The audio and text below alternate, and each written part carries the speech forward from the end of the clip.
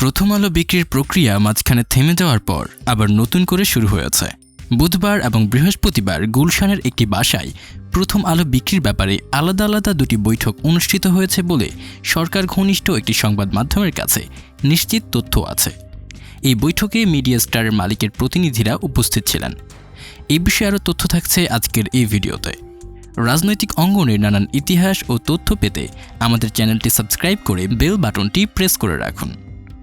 গত বুধবারের বৈঠকে উপস্থিত ছিলেন স্কয়ার গ্রুপের ঊর্ধ্বতন কর্মকর্তা এবং একজন পরিচালক।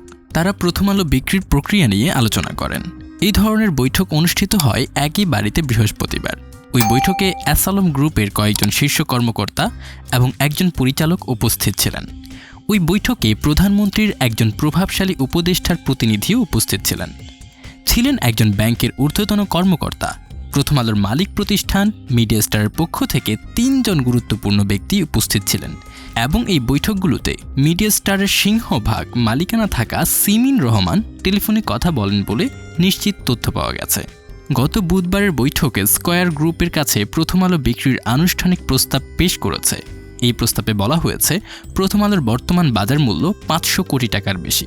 তারা প্রথম আলোর ৭৩% শেয়ার বিক্রির জন্য ৫০০ কোটি টাকা মূল্য নির্ধারণ করেছে। এছাড়াও যে প্রতিষ্ঠান বা যিনি প্রথম আলো কিনবেন তার জন্য ৫টি শর্ত জুড়ে দেওয়া হয়েছে। শর্তগুলোর মধ্যে রয়েছে, প্রথমত, প্রথম আলোর মিডিয়া স্টার সিংহভাগ শেয়ার যিনি কিনবেন তিনি প্রথম আলোর সম্পাদকীয় নীতি পরিবর্তন করবেন না বা করা যাবে না। দ্বিতীয়ত, সম্পাদক বা অন্য কোনো সংবাদকর্মীকে নির্দিষ্ট সময় পর্যন্ত অযৌক্তিক কারণে চাকরিচ্যুত করা যাবে না। তৃতীয়ত, প্রথম আলো সামাজিক দায়বদ্ধ কর্মসূচি যেমন দুর্গতদের পাশে দাঁড়ানো, কম্বল বিতরণ, যে সমস্ত কার্যক্রমগুলো প্রথম আলো ট্রাস্টের মাধ্যমে সংঘটিত হয়েছে সেগুলো অব্যাহত থাকবে। চতুর্থত, প্রথমা, বন্ধু সভা, কিশোর আলোর মতো প্রথম আলোর অন্যান্য উদ্যোগগুলো বন্ধ করা যাবে না, সেগুলো অব্যাহত রাখতে হবে। পঞ্চমত, সম্পাদক ও প্রকাশকের শেয়ার বিক্রি হবে না। প্রথম আলোতে সম্পাদক ও প্রকাশক মতিউর রহমানের একটি নির্দিষ্ট পরিমাণ শেয়ার আছে। এছাড়াও বাকি শেয়ারগুলো ট্রান্সকম গ্রুপের মালিকদের।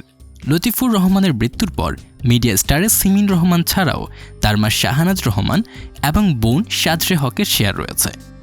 এই শেয়ারগুলোর মধ্যে সিমিন রহমান, তার ছোট বোন সাজরে হক এবং মা শাহনাজ রহমানের শেয়ারগুলো বিক্রি হবে বলে জানা গেছে এবং সেই বিক্রির প্রক্রিয়ার মধ্যে বেশ কিছু প্রতিষ্ঠানের সাথে প্রাথমিক আলাপ আলোচনা হয়েছিল।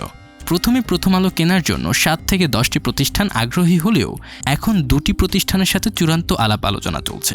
উল্লেখ্য যে লতিফুর রহমানের মৃত্যুর পর ট্রান্সকম গ্রুপের মালিকানা নিয়ে বিরোধ আদালত পর্যন্ত গড়িয়েছে।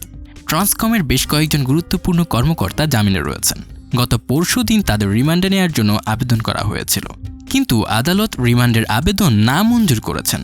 আর এই পারিবারিক বিরোধের কারণেই প্রথম আলো বিক্রি হবে বলে একাধিক দায়িত্বশীল সূত্র নিশ্চিত করেছে। সংশ্লিষ্ট সূত্রগুলো বলছে যে স্কয়ার এবং অ্যাসালম গ্রুপ দুজনকেই প্রথম আলোর শর্তগুলো দেওয়া হয়েছে।